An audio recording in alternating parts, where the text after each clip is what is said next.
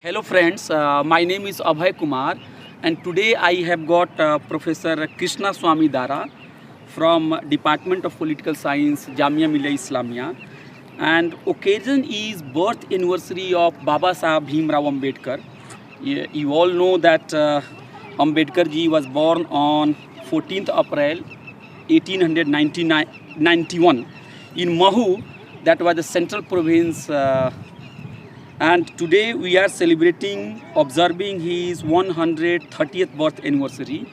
Ambedkar idea of democracy, minority rights, equality, these are very important concepts. And Professor Krishna Swami Dara has done his PhD on the same topic. The idea of minority in Ambedkar's thought, equality and differential rights was the topic of his PhD work. It was awarded in 2007 and it was also given the best PhD for the year 2007 by Nirman Foundations. So you could see that his work has been well received and it was very important work. Earlier, Dr. Krishna Swami Dara has worked in his MPhil course on Gandhi and his idea of religion and politics.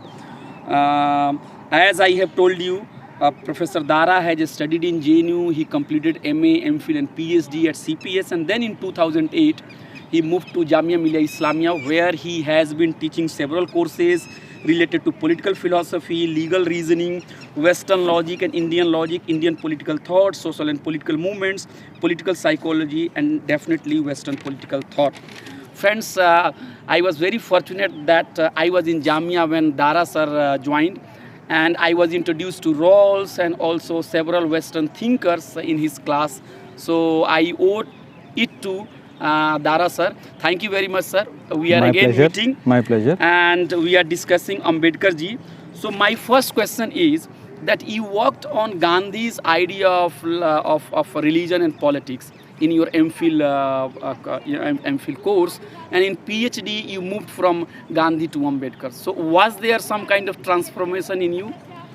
Of course, certainly there was a transformation. You mean between MPhil and PhD? Yes, and also from Gandhi to Ambedkar. Your interest has shifted from My interest the political work of Gandhi and then From Gandhi to Ambedkar. yes.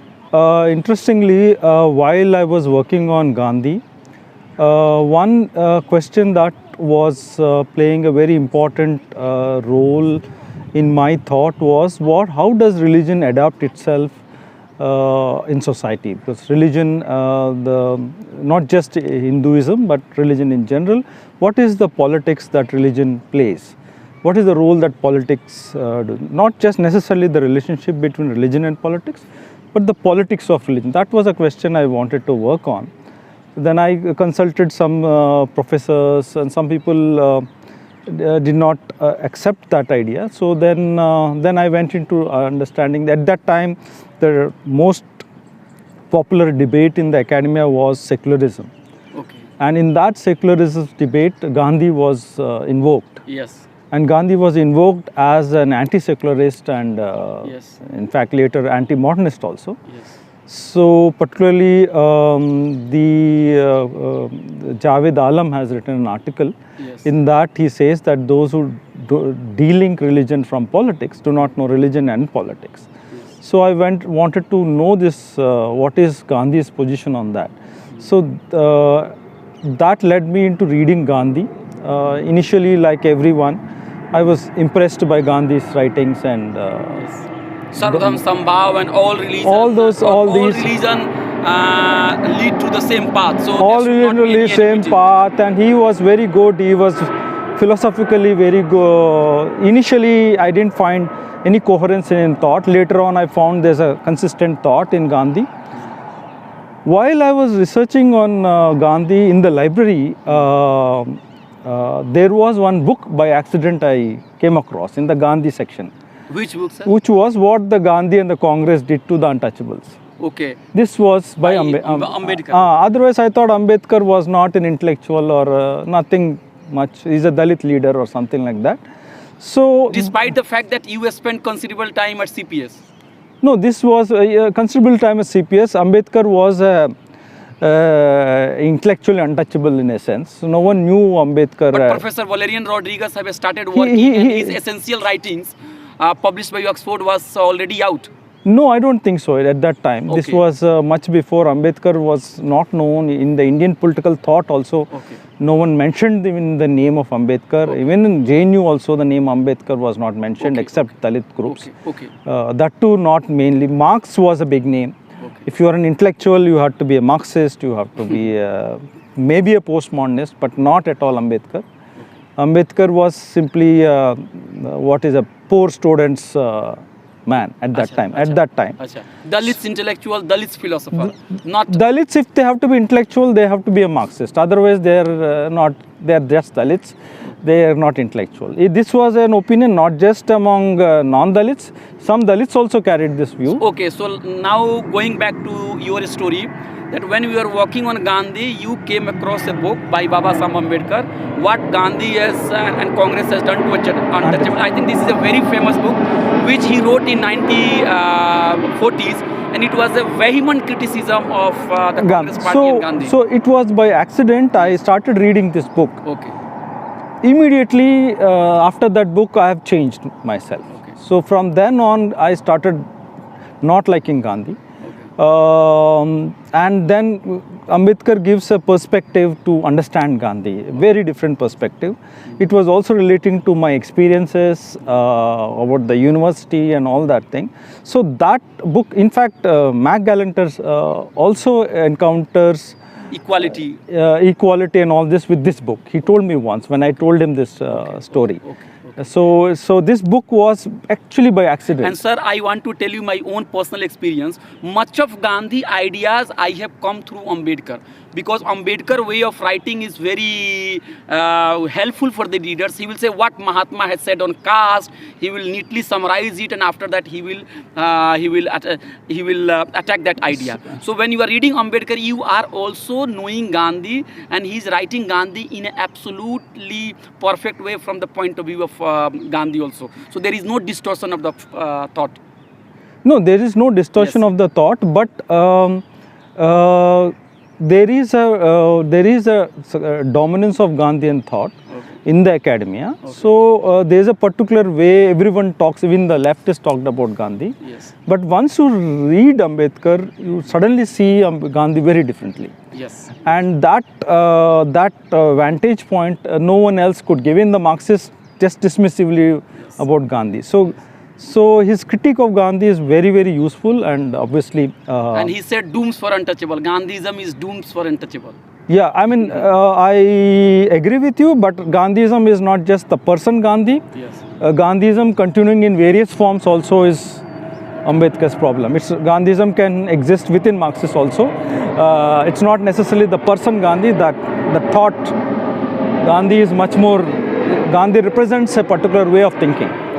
And Ambedkar is opposed to not the individual, but the way of thinking. So, sir, we will ask the questions about your PhD work in a while, but I am now posing this question. If a person who has not heard about Ambedkar, if a person who has not known about Ambedkar and his idea, there may be many people, maybe some of them may be from, let's say, lower caste background. So how would you like to define, how would you like to tell that person that what Ambedkar is and why his idea is important on the EUF, his 130th birth anniversary? I think Ambedkar, for me, if anyone, if he is a human being, he should be concerned about justice. And anyone who is interested in justice, particularly social justice, and justice between human beings, then Ambedkar is one of the most important persons you should engage with. Why? Both in the Western canon or any canon. Why? Because all his life, from every minute, I think his every life, I think his fight was for justice, not just for Dalits, but for justice in general. So social justice is one main thing. Is the complete criteria, including assessing democracy. He's speaking up of democracy's values. He's speaking up of philosophy and everything. His criticism of Hinduism is based on the criteria of justice. So he is, I think, one of the great thinkers of justice. Of course, not just a thinker, he's an activist intellectual. So he's not just an intellectual, he's an activist intellectual.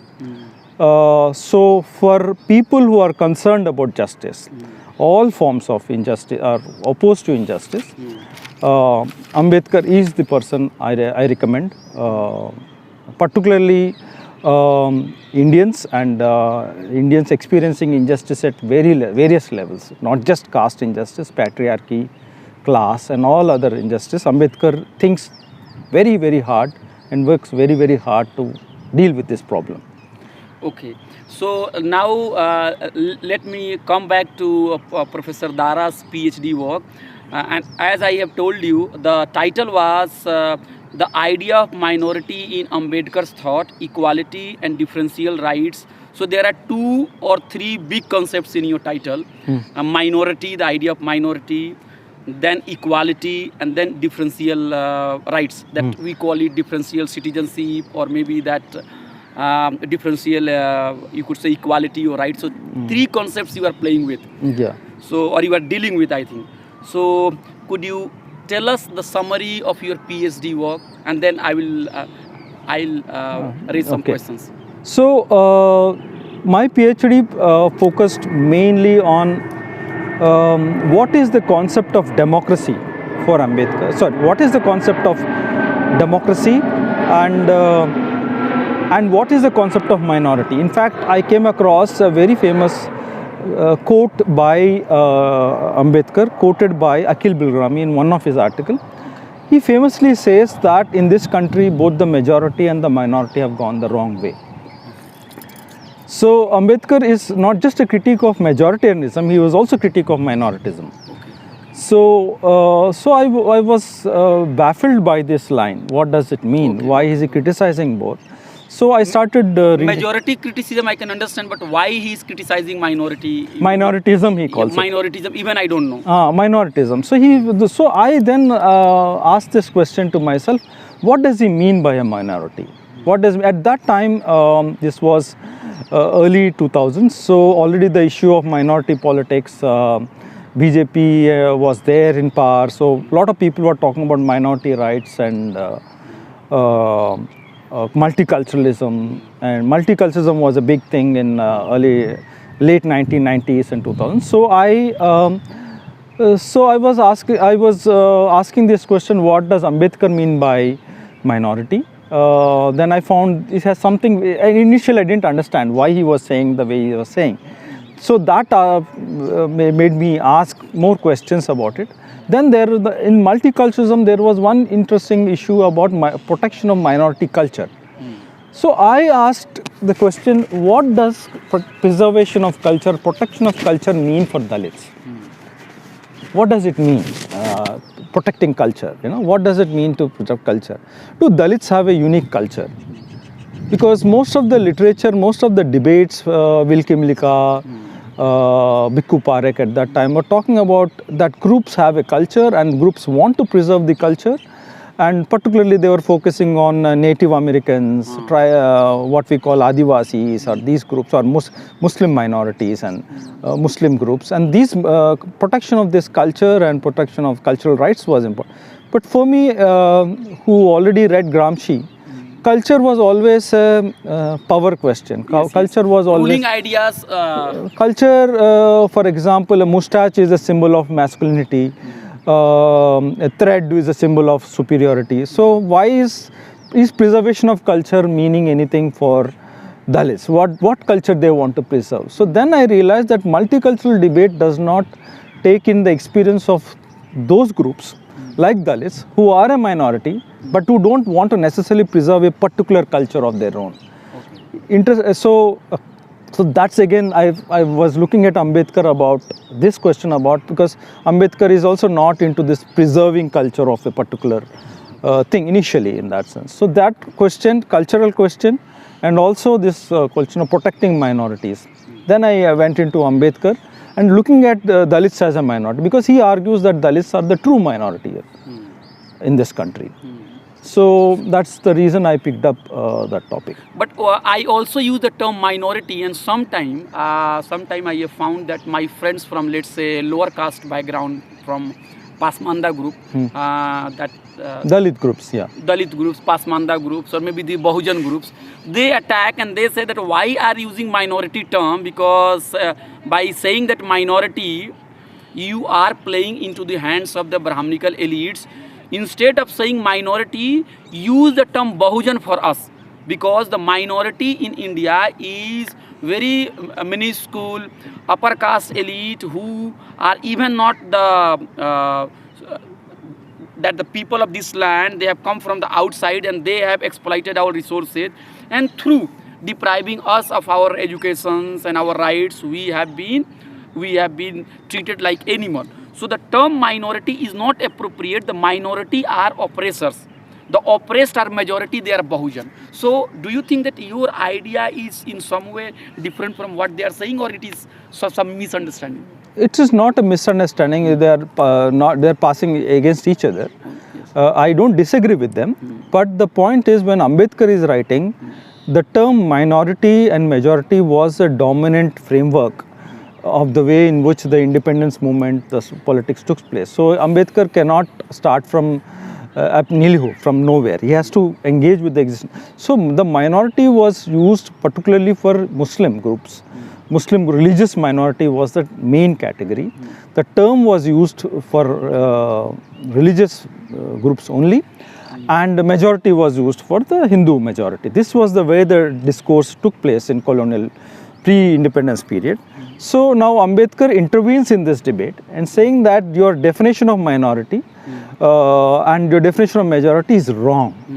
And particularly in a context where the politics of democracy kicks in, particularly Congress was in favor of democracy, and particularly representative democracy. So Ambedkar spends huge amount of time in his writings and huge amount of energy to say that democracy is much more than representative democracy, which the Congress was asking. So Ambedkar is at pains to explain what you are calling democracy is a minimal democracy.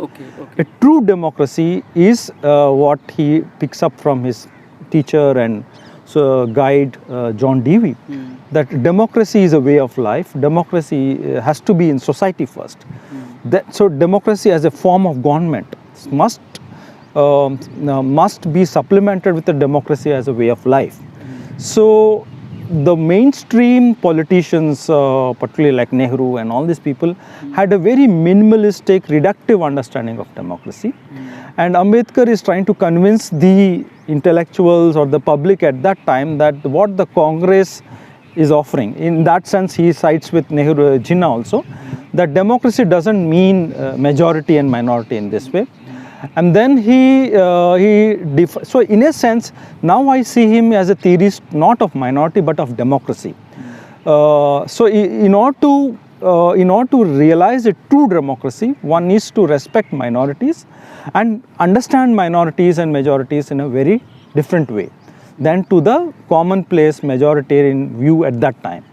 And then by the time when I was doing my PhD also, that majority minority was always used for only in the religious sense, Hindus and Muslims and Christians. But sir, in Constituent Assembly, when the debate was going on, at that time Sardar Patel was also heading one committee of minorities, minority rights. And if I'm correct, if I'm correct, please tell me.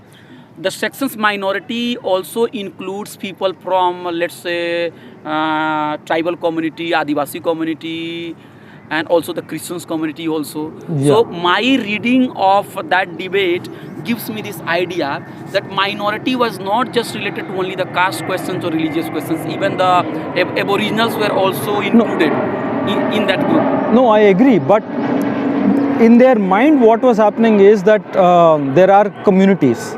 It's a communitarian view. There's a community of Hindus, there are a community of Muslims, then other communities would be tribals.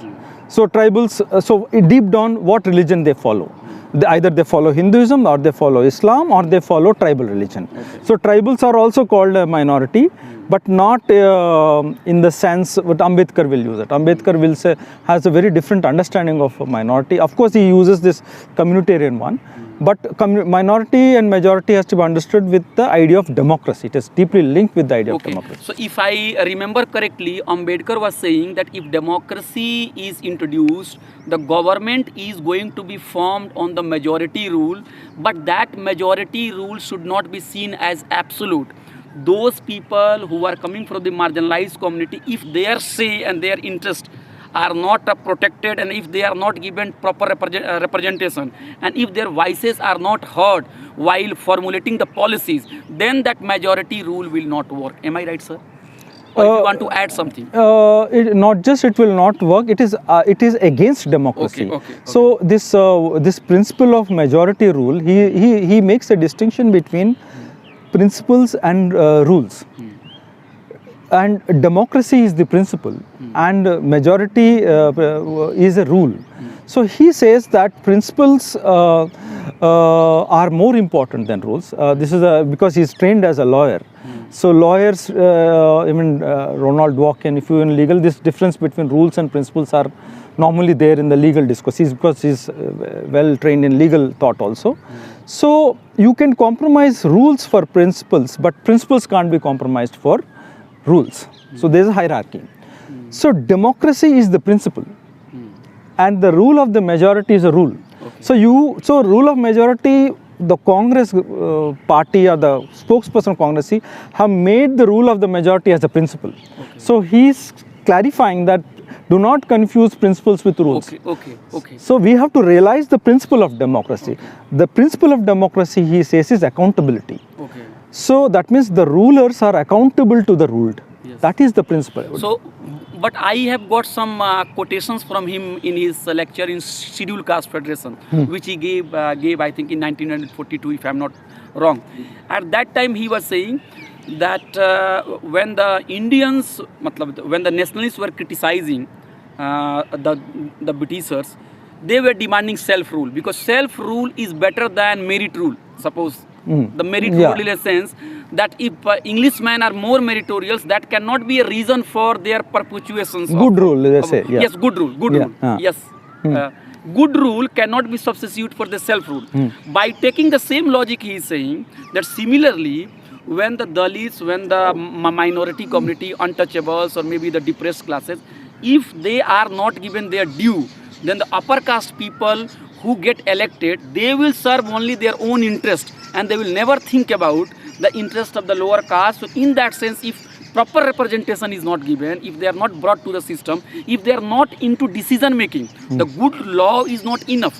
Who are implementing those laws? If at that point, if people from the below, if they do not come to execute that rule, even if you have good rule in the book, it will not work.